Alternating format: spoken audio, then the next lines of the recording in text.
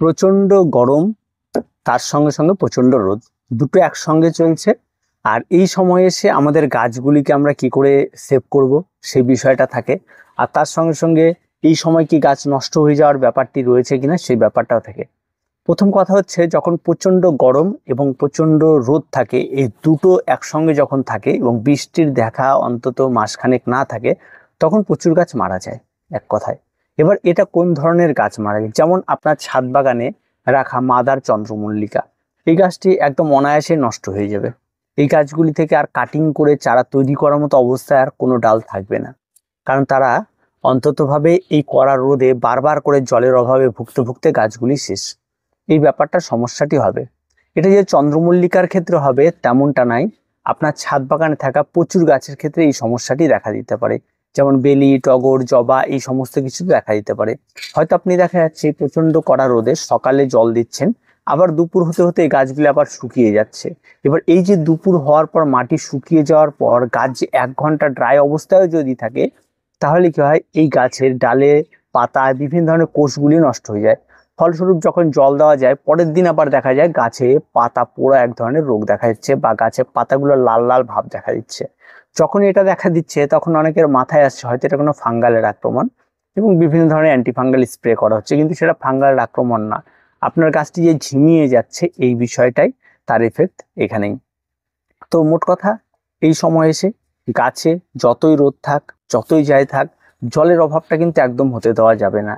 কারণ এই সময় যদি জলের অভাবে 1 ঘন্টাও যদি গাছ পড়ে যায়, তাহলে কিন্তু গাছ নষ্ট হয়ে যাওয়ার প্রবণতাটা থাকে। সেটা যদি ইনডোর প্ল্যান্টের ক্ষেত্রে হয়, সেটা আরো বেশি ভয়ঙ্কর ক্ষতিকারক, কারণ ইনডোর প্ল্যান্টটা সবসময় যেন রসালো গাছ থাকে, এবং তারা জলের কষ্টে ভুগতে ভুগতে ভুগতে ভুগতে একটা সময় যদি জল একেবারেই নাই হয়ে যায় তাহলে কিন্তু সম্পূর্ণরূপে ড্রাই হয়ে যাবে, ফলে কিন্তু গাছটি মারা যেতে পারে। তো এই সমস্যাটি কিন্তু প্রথম কথা, এই সমস্যাটি হবে অনেকের ক্ষেত্রে। যেমন জবা গাছের হতে পারে, টগর গাছের হতে পারে, বেলি গাছের হতে পারে, আপনার ছাদ বাগানে থাকা পার্মানেন্ট যে সমস্ত গাছগুলিতে, তাদের ক্ষেত্রে এই সমস্যাটি হতে পারে। তাই প্রথম কাজ হচ্ছে আপনার জলটাকে নিশ্চিত করা, যেন জল যেন কোনো রকমের অভাব না হয়। আপনি যদি বিকালে জল দেন, তাহলে চেষ্টা করবেন যে এই সময় এসে বিকালে জল না দিলে আপনি সকালে জল দিন। কারণ বিকেলে জল দিলে যে সমস্যাটি হচ্ছে, সারা রাত থাকছে, ছাদ প্রচন্ড ড্রাই থাকছে, ফলে জলটাকে টেনে নিচ্ছে, একটা সমস্যা তৈরি হচ্ছে। পরবর্তী দেখা যাচ্ছে যেটুকু জল থাকছে দুপুর পর্যন্ত আর যাচ্ছে না, ড্রাই হয়ে যাচ্ছে, আবার খুব তাড়াতাড়ি রোদ পড়ার সঙ্গে সঙ্গে জল হাওয়া। তাই আপনি জলটাকে আপনি সকালে দেওয়ার চেষ্টা করুন, তাহলে সকাল থেকে আপনি দেখবেন অনেকটা টাইম এটাকে টানতে পারবে। আবার বিকেলের দিকে আরেকবার একটু দিয়ে দেবেন যদি প্রয়োজন পড়ে তবে। আর যদি দেখা যায় না, জল দেওয়ার প্রয়োজন নেই, জলটা থেকে যাবে, তাহলে কোনো প্রয়োজন নেই, তাহলে দিতে হবে না। এভাবে আপনাকে ঠিক করতে হবে যে জলটা আমি কিভাবে দিব, যাতে জল স্টে হয়ে যায় গাছের গোড়ায়, এই বিষয়টাকে ঠিক করতে হবে। 2 নম্বর যে সমস্যাটি দেখা দেবে, সেটা হচ্ছে বিভিন্ন ধরনের আম গাছ, বিভিন্ন ধরনের বনসাই, বিভিন্ন ধরনের ইনডোর প্ল্যান্ট, তাদের পাতা পোড়া রোগ দেখতে পাবেন। এই পাতা পোড়া রোগটা এই কারণেই হবে, তার কারণ প্রচন্ড তীব্র দাবদাহ চলছে। এই দাবদাহে এই সমস্ত গাছের পাতাগুলির কোনাগুলি পুড়ে যাবে। এটা কোনো ফাঙ্গালের আক্রমণ না, এটা কোনো কিছু না, এটা সম্পূর্ণটাই একটা রোদের জন্য হয় এবং গরমের জন্য হয়। তাই এই সময় এই সমস্যাটি হতে পারে। এবার এর থেকে বাঁচার রাস্তাটা কি? গোলাপ গাছ যদি থাকে, গোলাপ গাছে পাতা পুড়ে যাবে, বিশেষ করে গোলাপ গাছে প্রচুর ক্ষতি হবে এই কড়া রোদে। ঠিক আছে, পাতা পুড়ে যাওয়া এই সমস্যাটি তৈরি হবে। মাটিতে যাতে রয়েছে সেটা, চন্দ্রমল্লিকা যারা স্টার্ট করেছেন ঘেঁষে, তাদের ক্ষেত্রে দেখবেন পাতা ব্রাউন হয়ে আসবে এই প্রচন্ড রোদ আর গরমে। ঠিক আছে, এই বিষয়টা হবে। বিভিন্ন ধরনের ফাঙ্গালের উৎপাত হবে এই সময়টাতে।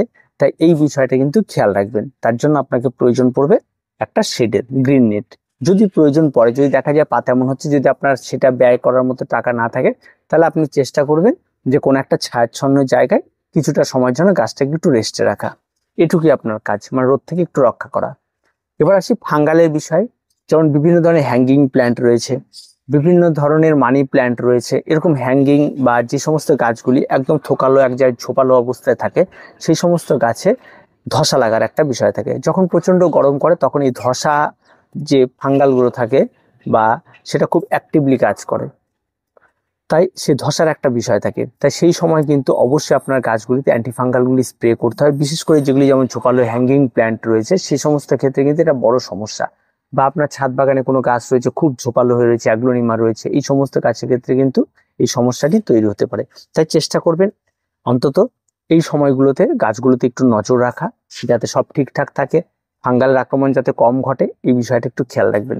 তাহলে দেখবেন গাছের সমস্যাটা যতটা পারবে কম হবে। এবং আপনি যদি যখনই দেখবেন যে গরম পড়ছে, ভ্যাপসা গরম, ঠিক আছে, রোদ নেই, তখনই কিন্তু আপনার গাছগুলিতে বিকালবেলার দিকে কিন্তু অ্যান্টিফাঙ্গাল স্প্রে করে দেওয়াটা সবচেয়ে বাঞ্ছনীয় এবং সবচেয়ে ভালো। আর সর্বোপরি বেশ কিছু সতর্কতা রয়েছে। যেমন আপনি যদি একজন বাগানি হয়ে থাকেন, এই তীব্র দাবদাহে কড়া রোদের মধ্যে জলের বালতি টেনে টেনে বাগানে জল দেওয়া, এটা দুপুরবেলা একদম করবেন না। কারণ হিট স্ট্রোকটা হতে পারে। এই সময় কিন্তু গরম থেকে কিন্তু আমাদের নিজেদেরকেও রক্ষা করতে হবে। আগে নিজেরা যদি ভালো থাকি, গাছকেও আমরা ভালো রাখতে পারবো। তাই নিজেদেরকেও ঠিক রাখার একটু চেষ্টা করবেন। যখন তখন ছাদে গাছগুলি কষ্ট হচ্ছে জল দিতে গেলেন, যদি যারা মোটামুটি 60 আপ, তারা তো কখনোই এটা করবেন না। এবং চেষ্টা করবেন অন্য কাউকে দিয়ে জল দেওয়ানোর। একটু এই টাইমটা একটু খুব মানে বাগানীদের জন্য একটু কষ্টের টাইম, একটু মানে মেনে নিতে হবে। আর যতটা সম্ভব গাছগুলিকে একটু শেডি জায়গায় রাখতে হবে। তাছাড়া যার বাগানে জল ঠিকঠাক থাকবে, তেমন কোনো সমস্যা তৈরি হবে না। আর এই কড়া রোদের মধ্যে এসে গাছে খাবারের ব্যাপারটা থাকে। এই তীব্র দাবদাহে গাছের লিকুইড খাবার স্প্রেটা কম করবেন, যতটা পারবেন স্প্রে কম করবেন। এই কড়া রোদে গাছে পেস্টিসাইড স্প্রেটা কম করবেন।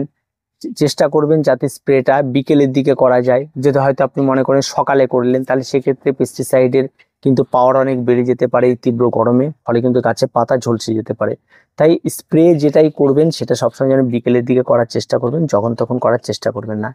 এবার যারা নিয়মিত গাছে খাবার দিচ্ছিলেন, হয়তো এনপিকে 20-20-20, এনপিকে 12-61-0, তারা যেভাবে দিচ্ছিলেন সেটা বিকেলের দিকে দেওয়ার চেষ্টা করুন, সকালে দেওয়ার এখন কোনো প্রয়োজন নেই।